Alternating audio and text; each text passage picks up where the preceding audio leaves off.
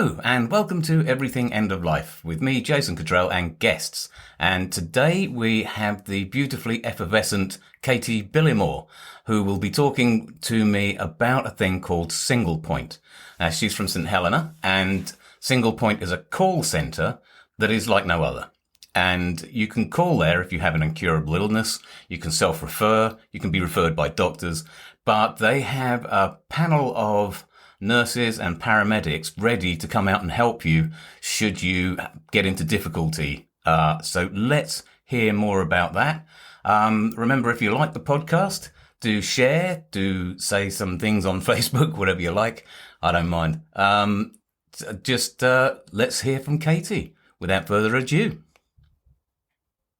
Hello and welcome to Everything End of Life with me, Jason Cottrell, and my guest today is Katy Billimore, who works for Singlepoint, which is a call centre like no other, and I kind of think that it's its 10 years anniversary this year. Absolutely. Yeah. The weekend just gone. So hello, Katy. Hello. How you doing? Very well, thank you. Good. Can you be kind enough to tell everybody a little bit about your job, your title and what you do, just briefly, and then we'll find out a bit more about you. Okay, so I'm a registered nurse. I registered in as a nurse in 2005, and I'm a specialist palliative nurse working for Singlepoint as part of St Helena Hospice, and I've been there for the last 4 years. That's brilliant. So how did you start off? Now, I've got to tell you, before we get to it, that I know a little bit about this, obviously.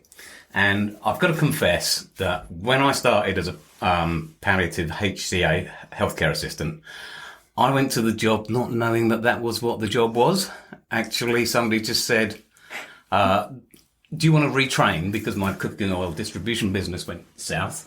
And I said, no, not really. I'm 58. And so they said, well, there's some carer jobs going if you want to be a carer, because you've done, been a nurse and all that. I went, yeah, okay, I'll do that. And so I went for the interview at the hospice, not knowing A, that it was a hospice and what a hospice does, and B, don't laugh, and B, what the actual job was. So it's only when I got on the job and started training with a lovely lady called Chris Aylett that I suddenly realised what we were all about. Just as well I had a car.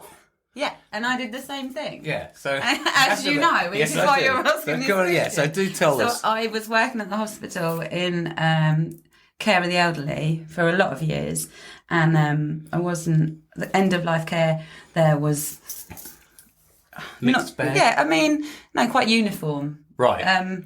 Wasn't very personalised. So I applied for a job at the hospice, and during the interview, it became clear that I was being interviewed for a job that I did not know about, and I was actually being interviewed for a job for Singlepoint, and I'd never heard of Singlepoint. I didn't know what they did. No. Quite an awkward interview. Yeah, but it was, yeah. Got the job.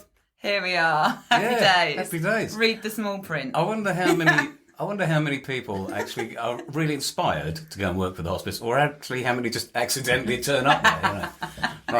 But I mean, I think once you're in there, you just love it, don't you? Absolutely. I mean, it's a job like no other. Yeah, it's great. And Singlepoint itself is a call centre like no other. I mean, for a start, they don't normally call you; you call them. So that's quite interesting. So, tell me a little bit about Singlepoint. So, we are, our job is to look after people with life-limiting illnesses in the community. So people that want to, we help people to live as comfortably as possible whilst having a palliative diagnosis. Okay. And care for people at the end of life that want to stay at home rather than go to a hospice or a hospital or a care home. So that's the short version.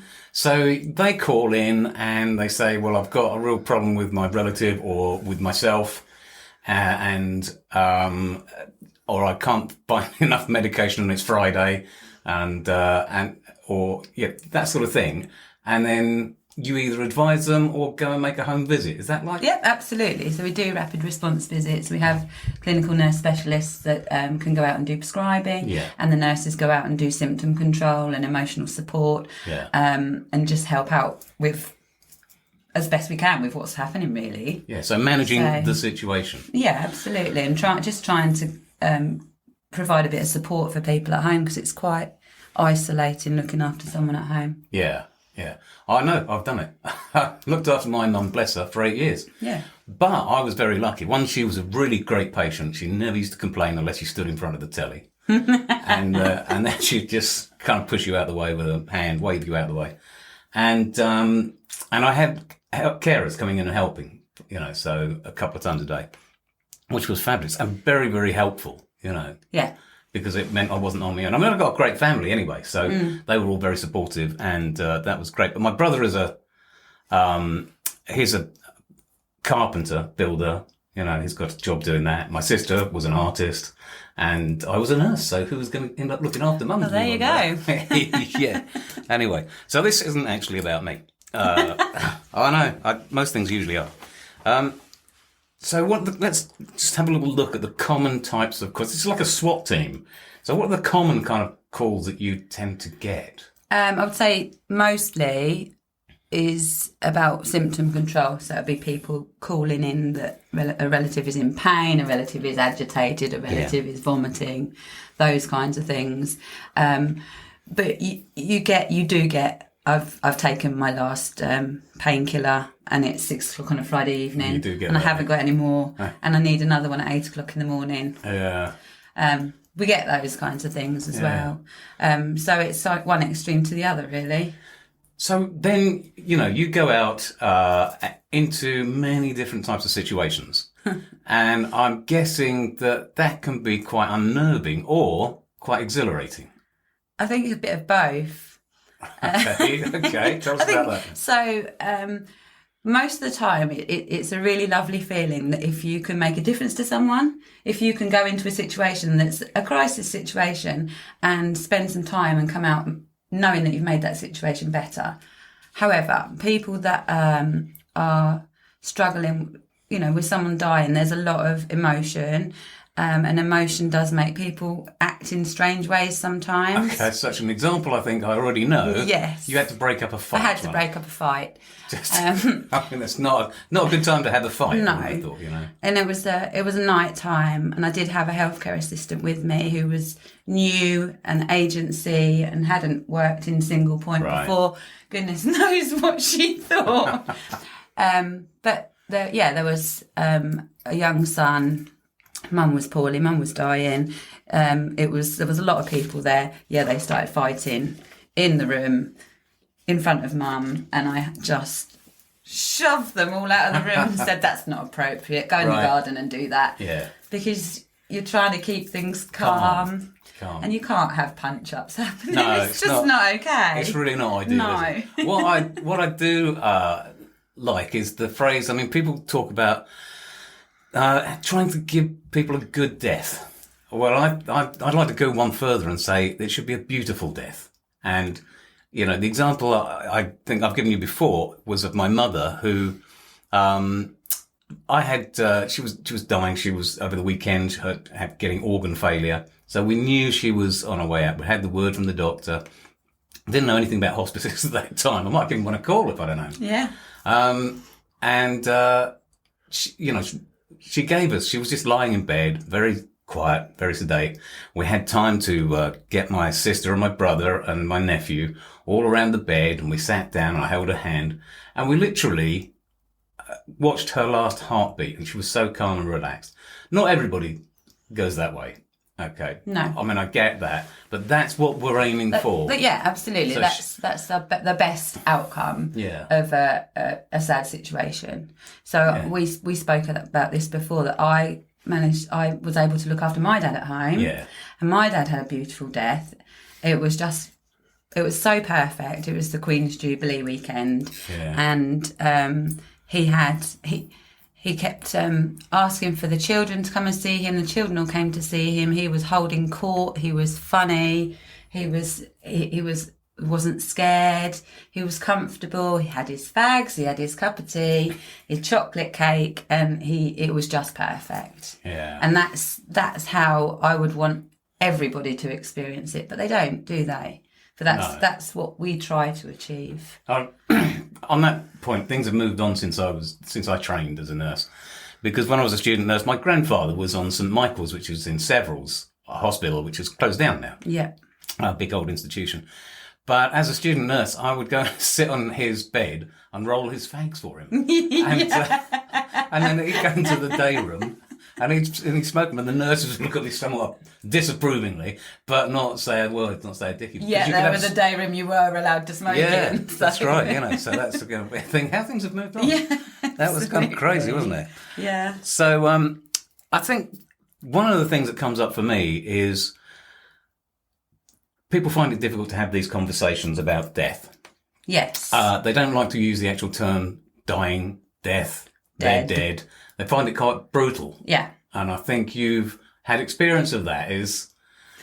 Yeah, so we have to, in our job, we have to have difficult conversations, and we have to use that kind of language. Yeah. You can't say, they're very poorly or anything like that, because people might think, okay, they're very poorly, but they're going to get better. Yeah. You have to say, I think they're dying. Yeah. And they're dead, not they've passed away. And it feels horrible at first because it's alien, because you always want to soften it, don't you, when you talk about things That's like right, that. Yeah. But it's really important to be clear and concise so that people know exactly what you're talking about. Yeah. And it can't be misconstrued, I suppose. And that was hard at first, but it's okay. I mean, it happens to us all, doesn't it? It does. I found when I started at the hospice and I started coming home and saying, how was your shift? My wife would ask, and I'd say, well, we lost one today and somebody died and that other person was dead. And she said, I don't understand how you can do the job. My neighbour stopped me and he said, how's it going? He's Irish, by the way, and his wife is French. So when I'm talking to them, I always think I'm on holiday. So it's really nice. But he said to me, I don't know how you could do the job, Jason. How can you get to know somebody knowing that they're going to pass away? I said, what, die? I mean, he said, yeah, die, within 4 weeks or so. And I went, well, we're friends, aren't we? And he looked at me and went, yes. I said, I don't know when you're going to die, do I? No. No. So he went, oh yeah, fair point. Yeah, okay. So, but it is the difficult thing to talk about. I understand that. Yeah, but it's really important to have those conversations with people so that they get what they want at the end. Yeah. Because if you haven't had those conversations and you don't know what somebody wants and they're not able to tell you, that's right. I mean, they don't get the death that they want, do they? No, we've got a cat outside mewling. Don't look at her. She'll just mewl more. I can't help it. She might go away. She looks so sad, doesn't she? No. I really hope that picks up. Yeah, thank you. So tell me, what do you love about Singlepoint itself? Because it's 10 years old. I just read that the person who did the first phone call was Nicole Hockett, who's actually one of our bosses now. Yes. So, which is lovely. Yeah. So what do you love about Singlepoint? We are a really good team. We're everybody that works in Singlepoint, I think you have to be a certain personality to do the job we do. Yeah. So there's lots of strong personalities. I've never worked in a team quite like it. We're very close. Yeah. It's amazing, and I'm in awe of all of the people that I work with, because they do some really good work. Yeah. And it's just I can't even explain, having done nursing for such a long time, that this team is just special, amazing people. Yeah, I think what's lovely is you've got that that flexibility of your job as well, where you're sitting there waiting for phone calls and doing paperwork and stuff, and then you're out on the road, and so the job is really varied. Yeah, absolutely. You don't know what's going to happen from day to day. Yeah, and you sort of run your day. If you want to go and see somebody, you feel they need to be seen, You go. You don't have to ask for permission. Yeah. You go and see them, and if you need to be with them for 4, 5, 6 hours, then that's okay. Yeah. So it's it's not like half an hour visit. That's it. Job done. No, I like that, because you're aiming for. What we're told that we're aiming for is have them pain-free, agitation-free, anxiety-free, and emotionally well supported. And when you get to that point, that button, I think you could have got the right level, haven't Absolutely. you? Right balance. Yeah. But that's a lot, isn't it, when you think about it? Is, It's a lot yeah. a lot to achieve. It is, and it's, in such a short space of time as well. I love it when we go in the morning for the first visit of somebody who's never had a hospice carer, and they're really tense and tearful, and, because they've been probably looking after their relative on their own for ages. And then we go back in the afternoon when they know then that there's going to be 2 visits a day. They've got Singlepoint to call at any given moment if they've got a problem, and they'll be as responsive as they possibly can be. And they're relaxed and sometimes even jokingly. Yeah, absolutely. And completely different, isn't it? Completely different. Yeah, it's amazing. And that is what's really special about it. Yeah. So lastly, Katy Billimore, what is next for you? Are you sticking with Singlepoint forever? Or... For now, I'm very happy. Yeah. I'm very happy. I can't say forever, Jason. No. Nobody knows what's going to happen. No. I might win the lottery and be a lady of pleasure. I've got to say, I keep a lottery ticket in my back pocket. I never look at it, and I never put it in, because until then, it's like Schrodinger's cat. I'm a multimillionaire until I know that I'm not. So just keep the lottery ticket in your back pocket. I need to do it, really. I'm better. never going to win. But no, I'm staying put. I'm quite happy. Fabulous. Well, listen, Katy, thank you very much for coming and talking to me about Singlepoint and St Helena. This is not a podcast, I've got to point out, for St Helena, but having St Helena on the doorstep is really handy to come and steal all of the experts from it. So that's really cool. You have stolen some of us. I have, yes. Yeah, I have. Done well. I've got some more to steal. All right, well, thank you very much. And let's hope you all listen to the next episode. There, so Katy Billimore, an absolutely wonderful person, and as you can tell, a lot of fun to be with.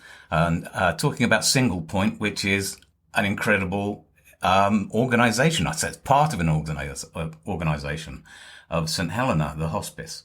Now, next week is something a little bit different. I was contacted by a lovely lady called Valerie Probsfelt, who wanted me to explain what the podcast was all about on her podcast, which is To Mum is to Love.